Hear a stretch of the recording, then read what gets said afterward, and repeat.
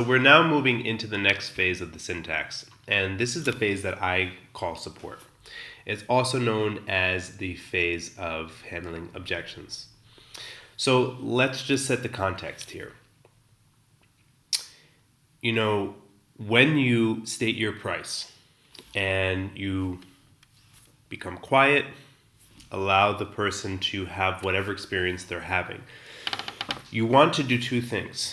You want to hold the vision that this is a perfect fit and the end result is going to be your client making a commitment to their growth, to their healing, to whatever it is, to doing the work with you, right?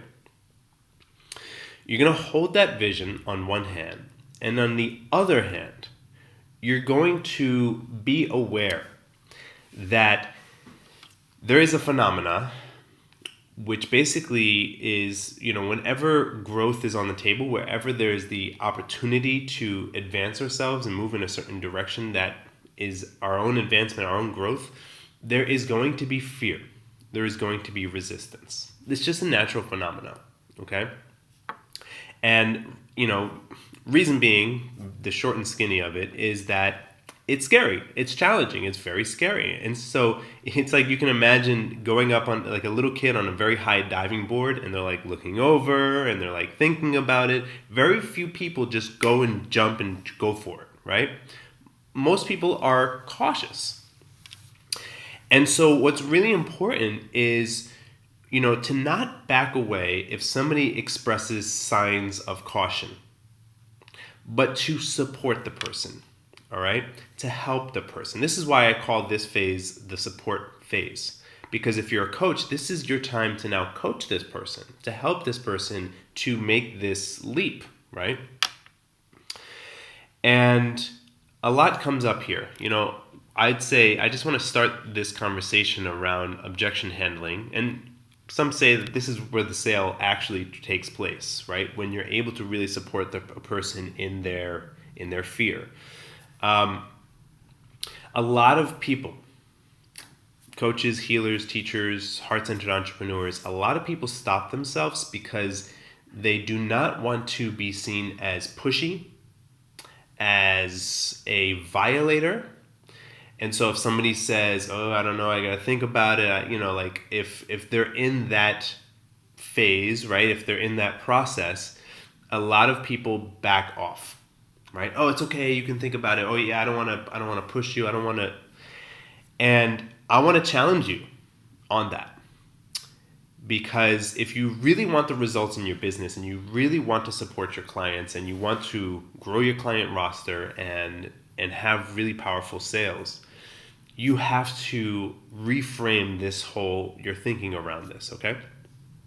And so what I want to do is I want to point you in the direction of taking a look at the empowered triangle, which basically is the reverse of the victim triangle. So in the victim triangle, you have a violator who's pushy, and you have somebody who's being violated, right, who's being pushed upon, a victim, and you have a rescuer, somebody who comes and saves the day.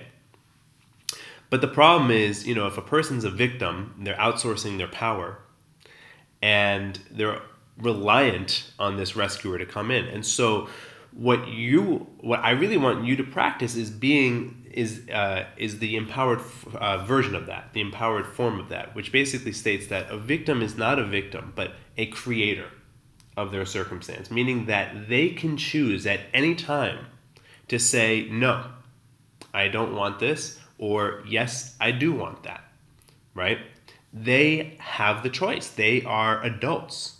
They're adults. They're human beings over the age of 18, and they can choose for themselves, okay? They don't need to be saved. They don't need to be rescued.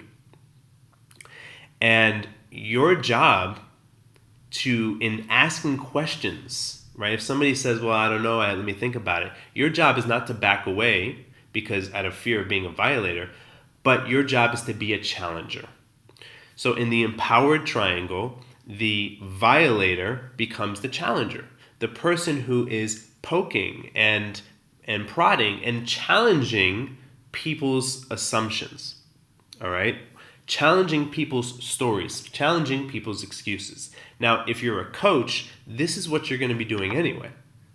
If you can't support somebody in this process, I mean, this is one of the reasons why I really enjoy this process, because somebody says, yes, I want to work with you, I want to coach with you. It's almost like, okay, great, here's our first task. Let's move through this conversation around money.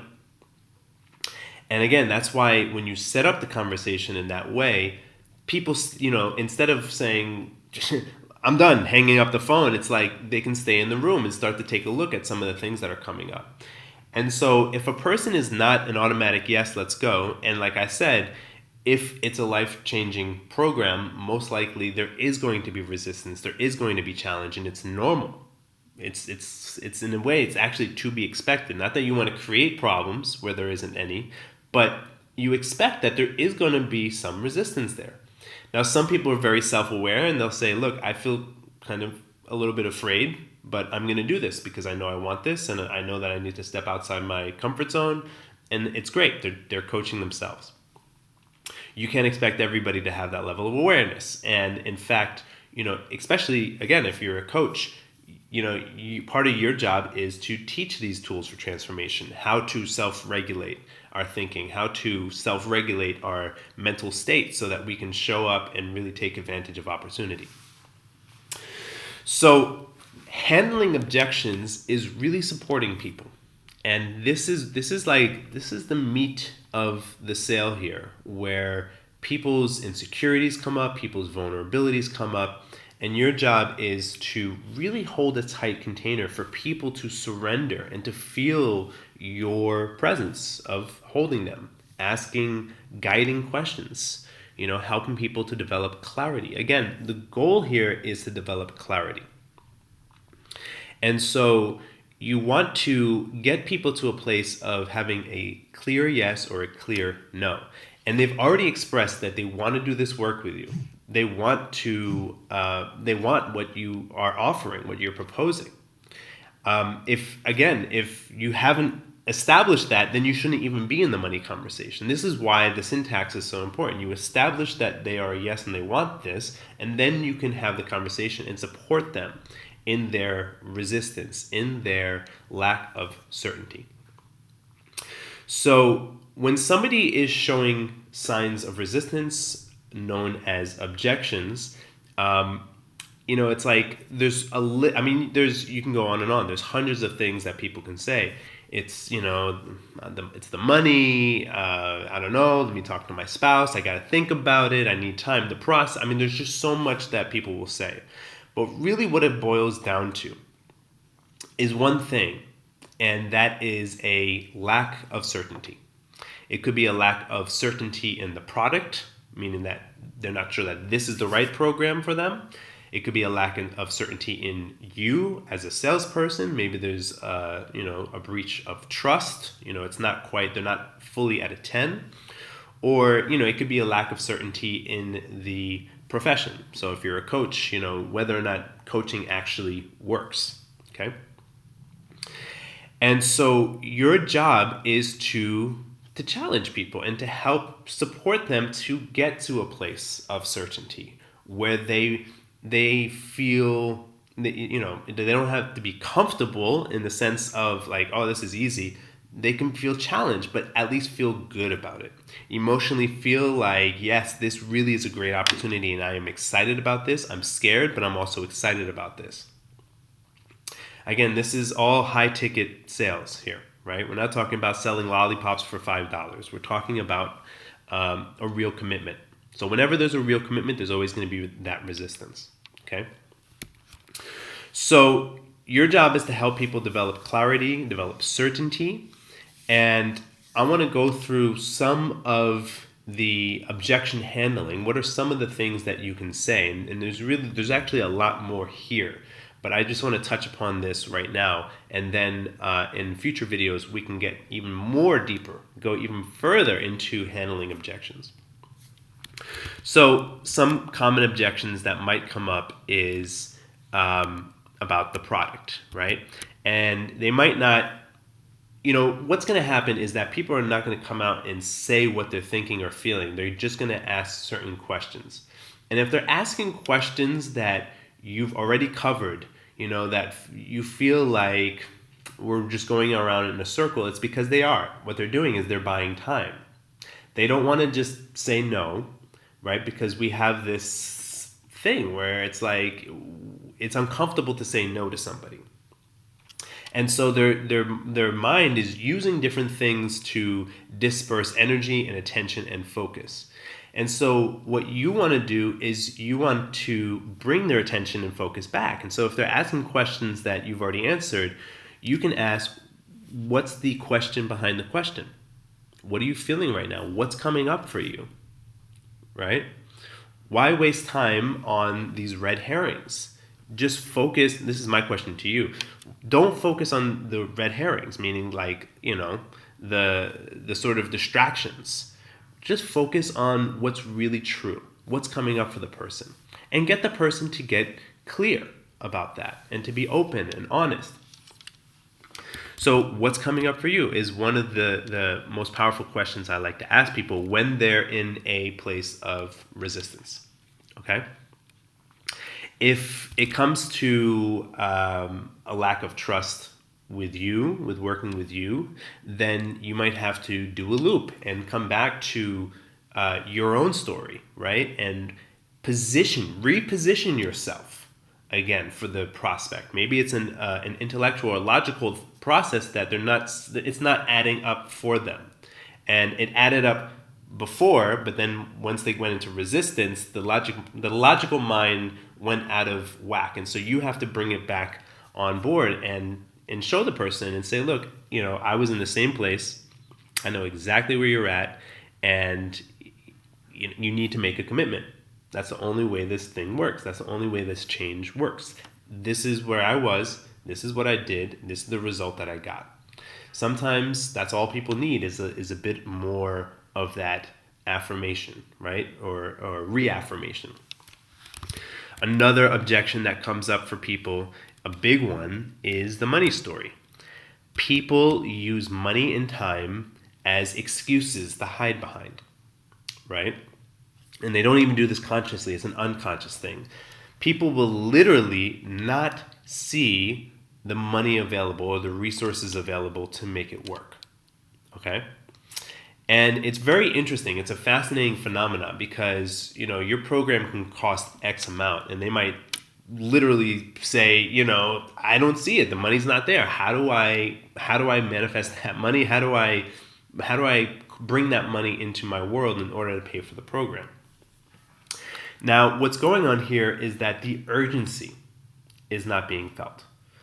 And the example that really helps to reframe and reshift this thinking is that if somebody, let's say somebody very close to them was in an accident and they needed to produce the same amount of money within a very short amount of time in order to save this person's life, they would do it, all right? With a gun to the head or, a very high stake on the line, we become very resourceful.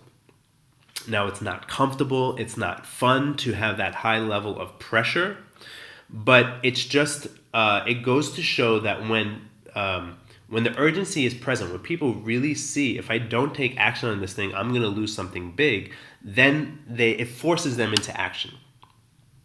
So it's kind of like using a stick, right? It's not pleasurable, it's not fun, but it's truthful. And we all know sometimes the truth hurts.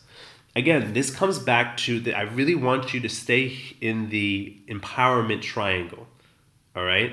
And not use the stick or see yourself using a stick as a violator who is violating somebody, but actually challenging somebody. It's kind of, in the Tony Robbins world, they call this an intervention. Because think about it like somebody who is in a very negative pattern. Maybe they're, on drugs or they're suicidal, right? And you can see clearly in your expertise that they are on a cliff. And if, you hop off the call and they go back to their life and where they are, stay stuck, they're going to be miserable. Their health is going to go down. Their situation is going to go down. They're going to stay stuck. They're going to be absolutely miserable. And if you could apply just a little bit of pressure now, it will help them, bring them to a place where they're able to take the appropriate action to really dramatically shift their life. I've had the experience where I've been in a position where I've had to hold this intense container for people and put this pressure on people in a conversation like this, whether it's sales or coaching. And it's been extremely uncomfortable. I've had people lob and hail all sorts of, negative feelings and ideas towards me. Oh, you're this and you're that. I don't, only to come back to me later on and say, oh my God, thank you so much. Thank you so much for really holding me accountable and making me aware of the ways that I was stopping myself, because I just couldn't see it at the time. And I really needed that intense support. And again, if you can bring yourself to the place where you can hold somebody in that powerful container, I guarantee you the sale happens by itself. Okay? Your job, again, is to really get to the truth of the matter and help people to see clearly what's happening and make a conscious decision from that place. Okay? So again, there's a lot more that can be said here about handling objections and helping people onboard themselves and get themselves to a place of certainty, both emotionally and logically. Because if emotionally they feel, yes, this is great, I want this, and logically it doesn't quite add up, then they're going to question it, right? And they're going to, the next day, wake up when they're not feeling the emotion anymore, they're going to say, what the hell did I just do? All right? Now, there's always going to be a level of that because, again, personal growth, going outside your comfort zone is scary. It's intimidating. But if a person really understands what they're doing, if Frodo is getting guided by, Gandalf, and knows that, okay, this is my mission, this is what I got to do, even though it's scary and even though it's challenging, they are intent on accomplishing their goal. And that's really what you want. You want to create Frodos. So that, that's a very short and expedited look at handling objections, providing support for your prospect. Basically, what's going to happen is, I just want to wrap up this section by saying that, you really, really, really, really, I can't stress this enough, but you want to develop clarity on the call, meaning that do not ever accept, let me think about it, let me call you back, I don't know. Get to a place of clarity as much as you possibly can. And that could mean saying, look, it sounds like, you're really a no, or not a no for now, which is okay. There's nothing wrong with that. You can be a no for now. That's totally cool. All right? And I've said that to many people. I've said, look, it sounds to me that you're not ready to make the full commitment, and that's fine. I'm going to put you down as a no for now, because I myself do not want to spend energy. It's not fair to me. It's not fair to the client, or to the prospect rather, that we're in this place of limbo and indecision. It's bad energy. It's bad mojo, right? I don't want to wait around for a few days or a week or whatever. So either the person is a yes or the person is a no. And I know that's challenging for a lot of people, but I guarantee you, if you can get to that place of clarity, things are going to start to move in your process and in your business, all right? And so you want to make sure that you hop off the call with a level of clarity, because the fact is, and you can even say this to your prospect, if you end the call and there isn't a commitment, a financial commitment in place or a contract signed, then the likelihood of the person buying, it diminishes greatly. It goes down. And it's not because they're not interested or it's not the right product, but again, change is challenging. And so the unconscious mind is always going to find excuses, always going to find ways to stay where it is. And when you hang up the phone, you cannot support somebody, right? You cannot help them to see the potential, right? You cannot help them to see beyond where they currently are at. And again, you can even say this on the call. And I've said this to people. I've said, look, when people say, let me think about it, I really need time, I say, I appreciate that. And I know that once we hang up this phone, I'm not able to support you. So you're going to go back to the same level of thinking, the same actions that you're taking, and you might justify it and, have all sorts of ways to look at it that feel good in the moment. But I know that the likelihood of you actually taking the right steps and making a commitment is going to diminish, and you're going to stay where you are, essentially. Again, you can word it however you want, but this is not something you have to hide. It doesn't have to be a secret. Again, there's no manipulation here. All right? I was actually going to talk about manipulation at the beginning of this, but I'll say here at the end. Manipulation is when you get somebody to do something they don't want to do. Right? When you sell somebody a program that they're not actually a fit for, and you manipulate them into it. That's not what we're talking here, and that's not what's happening here. And so I really want you to get rid of that idea that you are manipulating anybody. Again, stay in the empowerment triangle. You are challenging people for their own growth, for their own benefit.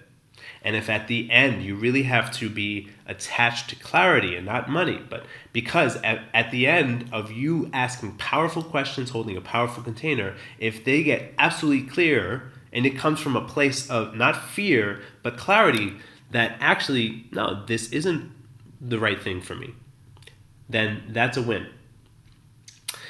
So that's the section on support. If a person is a yes, obviously you move on to accepting payment. If a person is a no, then you thank them for showing up in this vulnerable conversation, and you part ways.